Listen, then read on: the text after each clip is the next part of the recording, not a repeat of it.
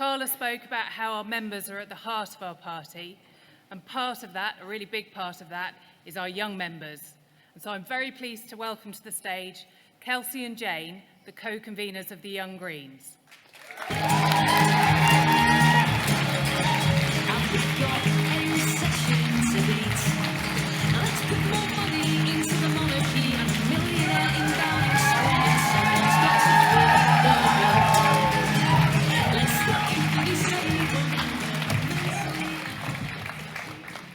Good afternoon, conference. It's a pleasure to be stood here in front of you today. Last time we made a speech to conference was back in the spring. We were online then, or more accurately, stood in a London park, freezing cold. We're hoping the speech will be a little less rainy and slightly warmer. This year, the Young Greens turns 20. We are proud that for 20 years, young people and students within the Green Party have been organising together to fight and win change in local communities, on university campuses, and right here at conference. Set up by Adrian Ramsey, amongst others, in 2002, and responsible for the 30 Under 30 training scheme, of which Carla Denyer was a graduate less than a decade ago, the Young Greens has grown into an integral part of our movement, giving a voice to thousands of young people and making sure that they develop their own.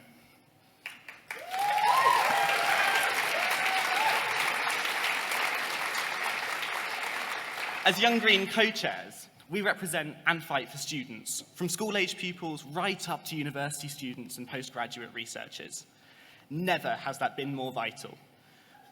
For years, we've fought against the marketisation of higher education and pushed for the democratisation of our universities, putting people, not profit, in the driving seat.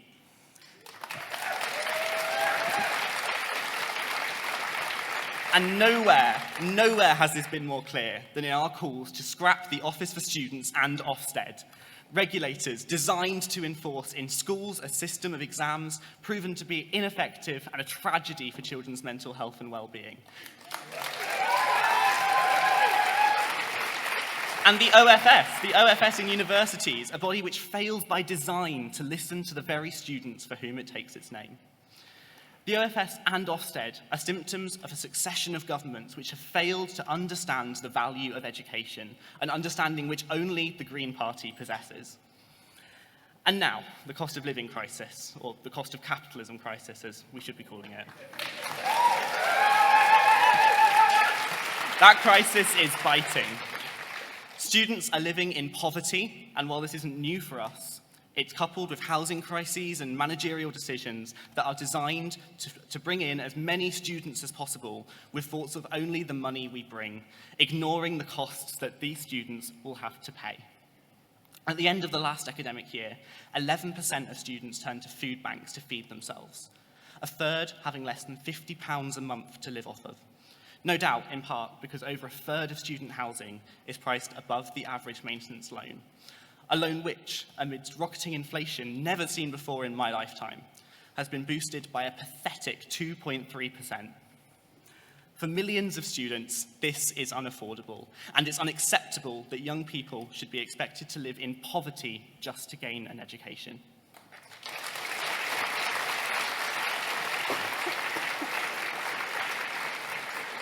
As the Young Greens, we are calling for a return to non-means-tested maintenance grants, grants which allow us to live, to study, and to pursue our interests. And combine this with rent freezes, free public transport, and the abolition of tuition fees and the scrapping of all student debt. These are the first meaningful steps towards an education system we can be proud of.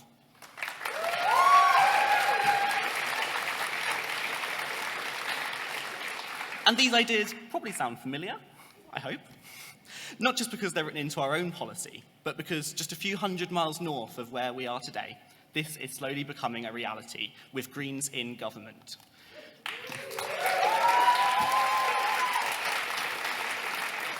We know that Greens are the only ones with the solution to the cost of living crisis, which are anything more than sticking plasters. We stick with our principles and with the decisions that we know will make a monumental impact on the lives of so many.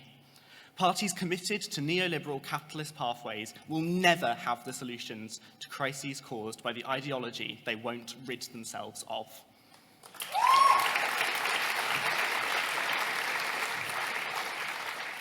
Meanwhile, here in England and Wales, Conservative Education Minister after Conservative Education Minister, there have been a few, shout out to Michelle Donnellan for being one of the best, doing precisely nothing in her 3-day tenure.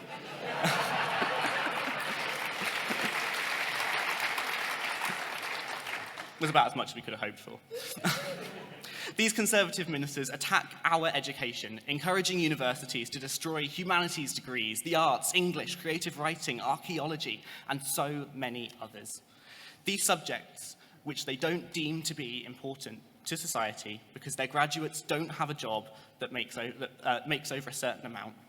Their ideology is clear. Education serves one purpose, and that purpose is to drive up profits.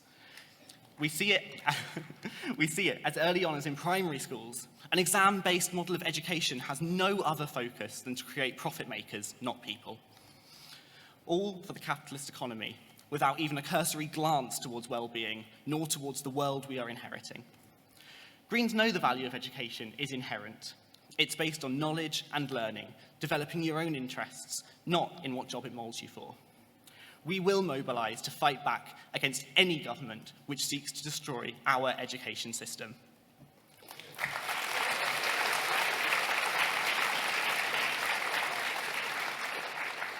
And we're not alone in this fight. This year, Young Greens have been out on picket lines across the country, standing shoulder to shoulder with striking workers from the University and Colleges Union and Unison.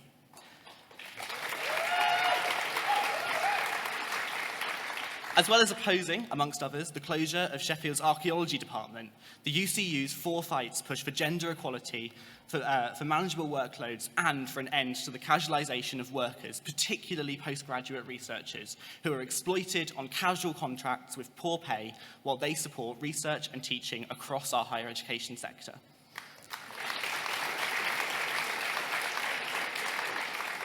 Staff and students alike are pushing back against vice-chancellors whose interests lie in profit. Never has this been more clear than during the pandemic. It's not just higher education, though. This week, UCU further education members have been out on the picket line, striking against management that refuses to value them. 10 days of strikes, the biggest wave of industrial action that further education has ever seen, because college teachers' pay has fallen behind inflation by 35%. Whether it's our place of study or our place of work, our universities belong to us. Student solidarity with our striking lecturers, including during a national student strike organised by the NUS in March this year, is essential and unbreakable.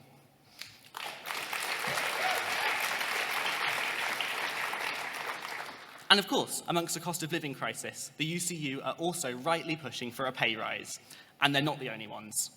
Privatisation and marketisation has put workers at the bottom of the pile, with real terms pay cuts being implemented for workers on our railways, in our postal service and at BT. We stand in unwavering solidarity with those striking for a pay rise and will continue to offer our full support to those demanding a £15 minimum wage.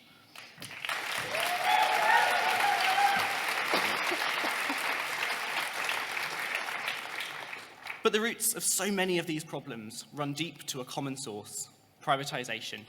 Our railway workers, our posties and our technicians work to operate vital public services which belong in public hands.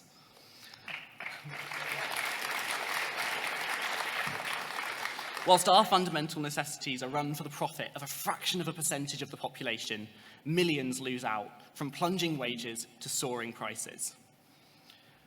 Our generation is a generation of insecurity.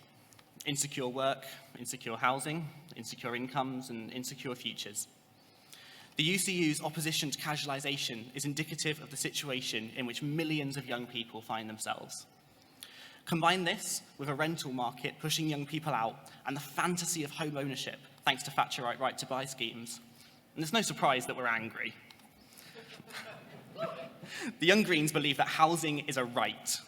Like clean air and healthcare, food and water, everyone should have the right to decent, energy-efficient housing.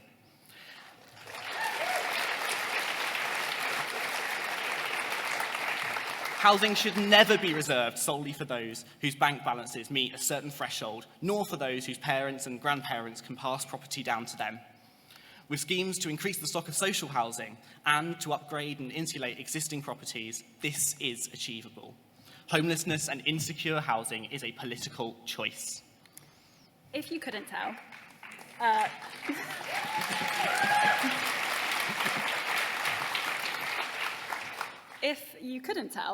the Young Greens are anti-capitalist.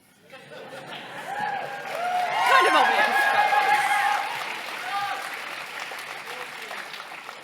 Ensuring that we are clear about what that means is important, and it's why we deliver a programme of political education to our membership and beyond.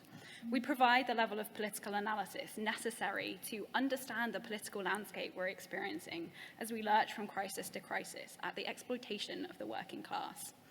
Our key organisers and our local councillors, there are nearly 30 of them now, by the way, up from about 3.5 years ago.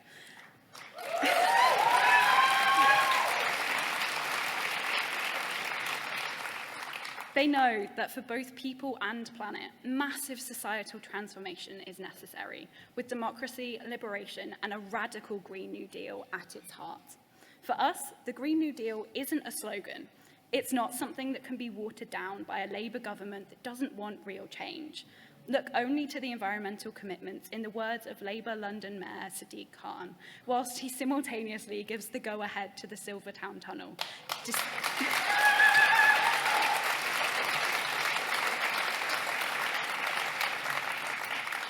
We're proud that Young Green councillors Natalie Beanfay and Nate Higgins are organising in their communities to oppose such unnecessary environmental destruction and a road building project with no place in the climate crisis.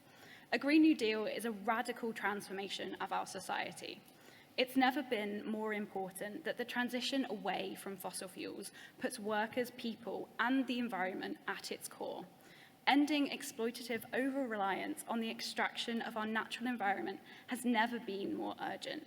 The climate catastrophe is here, all around the world, most prominently in my mind at the moment in the devastating floods in Pakistan. Our thoughts are with all those experiencing these catastrophes, and we echo the countless demands for the UK government to step up and support countries experiencing the consequences of our own reckless actions.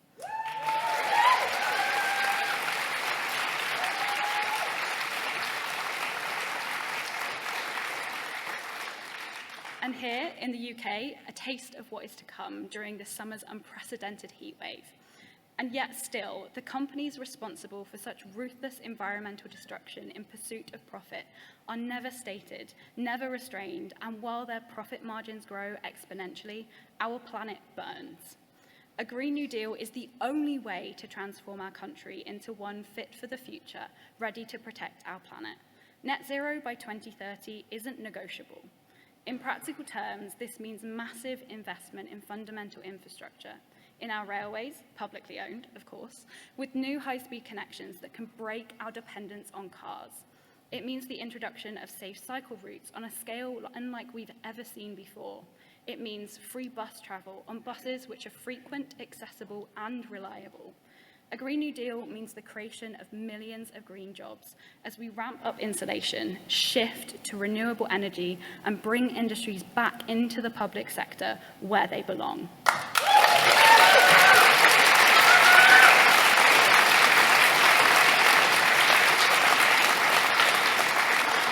Anything less than a radical, truly, undeniably radical Green New Deal is just not good enough, and we won't settle for it.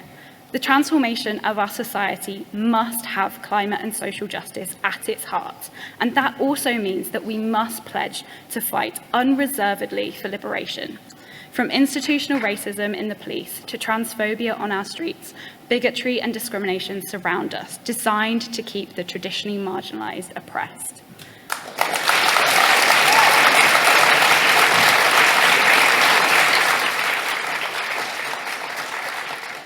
Our fight for liberation is so intrinsically linked with our fight for environmental justice.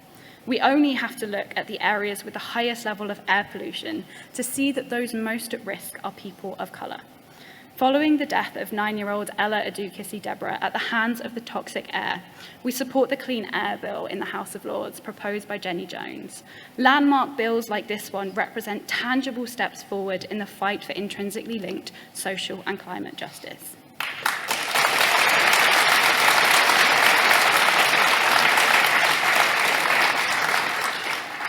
Meanwhile, our Young Green councillors across the country are fighting for liberation in their own communities. In Oxford, Lucy Pegg and Rosie Rule secured free period products in public buildings and community centres, whilst in Brighton and Hove, Hannah Albrook has been at the forefront of the fight for trans inclusivity in schools.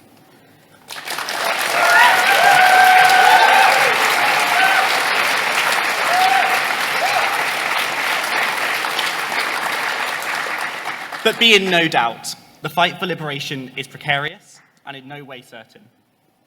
We are living in a time of unprecedented transphobia, from government, from the press, and from elected politicians.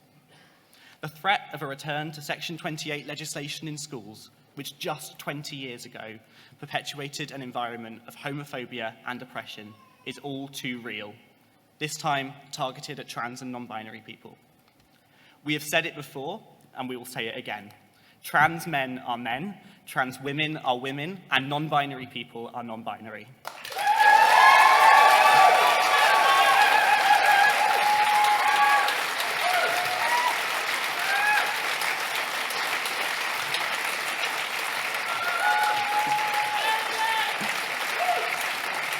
We back wholeheartedly our party's democratically created policy on this, and stand in unwavering solidarity with our trans and non-binary friends and comrades around the world as they are forced to endure hate and fear for their safety. Demanding trans rights is not enough. Not being transphobic is not enough. Proactively fighting for trans liberation and against rising waves of unfounded moral panic is vital. The far-right nature of transphobia doesn't work in isolation. Attacks on Drag Queen Storytime Hour, for example, have unveiled thinly masked homophobic attitudes. The Young Greens will fight for a society where everyone is free to be who they are, and where intolerance is met with intolerance and bigotry is never given a platform.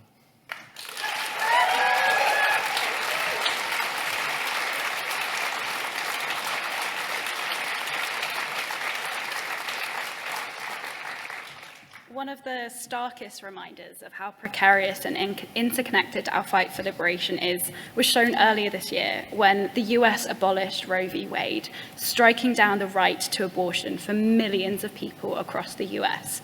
One decision impacting hundreds of people and taking away their right to bodily autonomy. The Young Greens passed an emergency motion at our convention in July, standing in solidarity with those in the US and across the world who are fighting for their fundamental human rights. We can't be complacent about this. We're not protected from losing our human rights here in the UK either. Our abortion laws are still restrictive to those seeking to make medical decisions about their own bodies. 2 doctor's appointments, a waiting list, and lack of access to abortion clinics means anyone who is pregnant isn't able to make a choice about their own body without the state having a say. Another part of the reason why we can't be complacent about this: Liz Truss, our new Prime Minister, installed by anti-abortion think tanks herself, has installed a health and social care secretary who doesn't believe in the right to abortion. The right for individuals to make their own choices about their own bodies. All of this wrapped up in the desire to control women's bodies, control the bodies of non-binary people, the bodies of trans people, the bodies of anybody who doesn't conform to the standards of this patriarchal system. And let me be clear.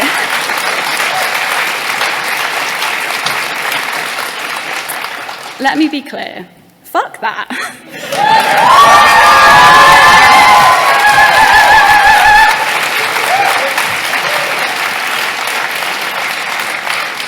Fuck the patriarchy. One more. Fuck the system that demands the rights to my body or anybody else's. The system that demands to make our choices for us and tries to oppress and confine us. For 20 years, the Young Greens have been organising, fighting and growing, getting young people into elected positions, leading the way on campaigns for radical democracy, social and environmental justice, and standing up time and time again for those whose voices are systematically and deliberately oppressed. As an unelected leader moves into number 10, the third Prime Minister in as many years, our passion, ideas and determination have never been more necessary. For young people and students facing unaffordable energy bills, rents through the roof and stagnant wages and maintenance loans this autumn, there is no time to waste. And for our planet, the time to act is now, as Truss ramps up plans for fracking and gives the green light to profit-driven oil companies laughing all the way to the bank.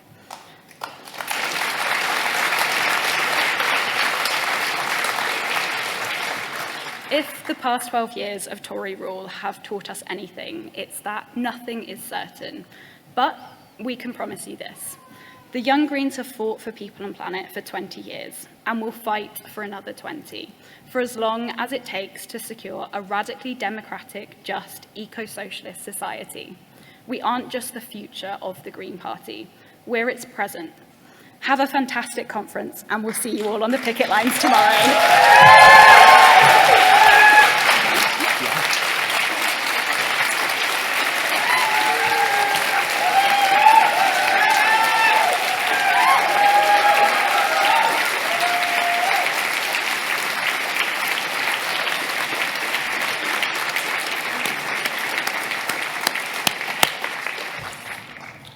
Well, how do you follow that?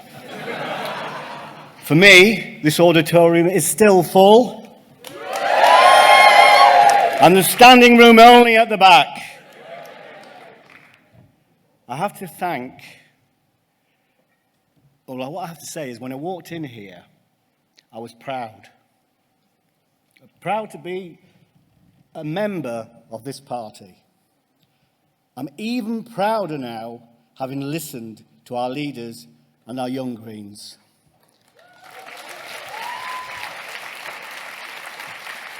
To the Young Greens, thank you for giving me hope. To our leaders, thank you for inspiration and strong leadership, pointing out that whatever your role is within the Green Party, we know we work hard for what we believe in. But, and with me, there's always a but. But we know how to play hard as well, don't we? So in the interests of being able to play hard as well, I'm going to let you know that the regional party, Yorkshire and Humber, and the Harrogate Green Party have organised some events for you. Okay. Right. So tonight at 8:30, there's an acoustic session taking place.